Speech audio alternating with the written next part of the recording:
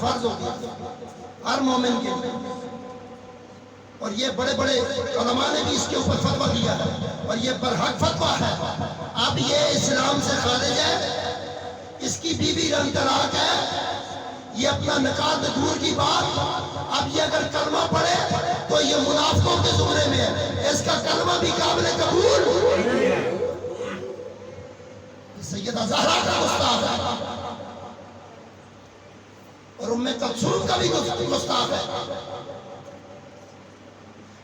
حضرت عمر بن خطاب اور بی بی ام کلثوم کا جو ذکر ہے، 5 ہجری میں سیدہ اماں ام کلثوم آپ دنیا میں آتی ہیں، 11 ہجری میں عقد ثابت کرتے ہو حضرت عمر بن خطاب سے۔ کتنی ہجری میں؟ 11 ہجری میں، اور 3 ہجری میں بی بی ام کلثوم کے بیٹے کی شہادت بتا دیتے ہو الزید کی کہ 3 ہجری میں، اور بغیر تو ہجریاں تو سیدھی نکالو، تم سے تو ہجریاں ہی نہیں نکالی گئی۔ پہلے تم نے 5 ہجری میں ام کلثوم کا کہا، اور 11 ہجری میں ان کے کیا نام ہے نکاح کا کہا۔ 6 سال کی ام کلثوم کا نکاح عمر فاروق سے کرتے ہو۔ پھر ان کے بیٹے کا اماں آئی ہے 5 ہجری میں، اور 3 ہجری میں ان کے بیٹے کو جنگ میں شہید کر رہے ہیں۔ لعنت ہے، بولو لعنت ہے، اونچا بولو لعنت ہے، زور سے بولو لعنت ہے۔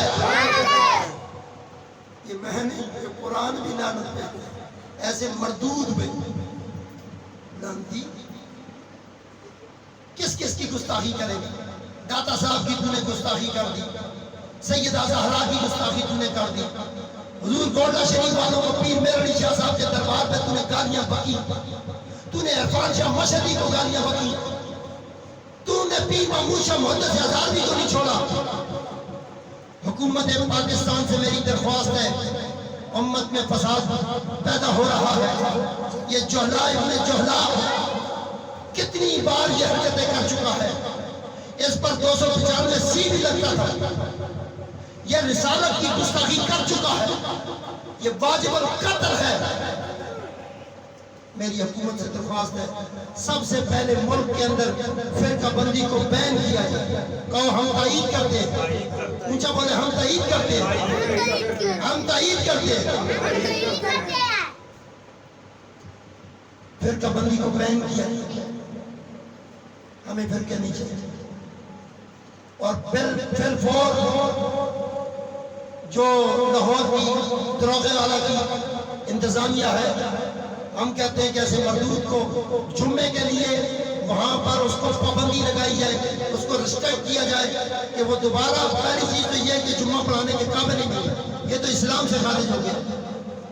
یہ اگر کلمہ پڑھے تو اس کا کلمہ بھی قابل قبول نہیں ہے، اگر ہمارے سامنے بھی پڑھے نا، یہ منافقوں والا کلمہ ہے، یہ بنو امیہ والا کلمہ ہے جو فتح مکہ کے بعد انہوں نے پڑھا تھا۔ پھر ان کا ایک چیلا کربلا میں پہنچا تھا، اور اس مردود نے سارے اہل بیت کو شہید کر کے اس نے کہا تھا آج ہم نے بدر والوں کا بدلہ لے لیا، بتا دیا کہ بنو امیہ والے سارے کافر تھے۔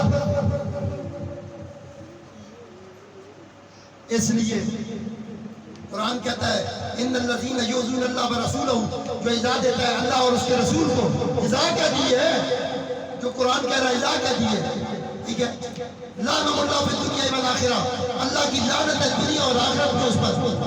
والذین یؤذون اللہ والذین یؤذون المؤمنین والمؤمنات بغیر ما اکتسبوا فقد احتملوا بہتانا واثما مبینا۔ اب اس کے شان نزول میں یہ آیت نعیم الدین مراد آبادی نے اس کا جو حاشیہ لکھا ہے، سن احمد رضا خان فاضل بریلوی رحمۃ اللہ علیہ کو کوٹ کرنے والے سن، یہ ان کا شاگرد رشید فضائل العرفان میں لکھتا ہے کہ یہ آیت ان منافقین کے حق میں نازل ہوئی جو حضرت علی پر بہتان لگاتے تھے۔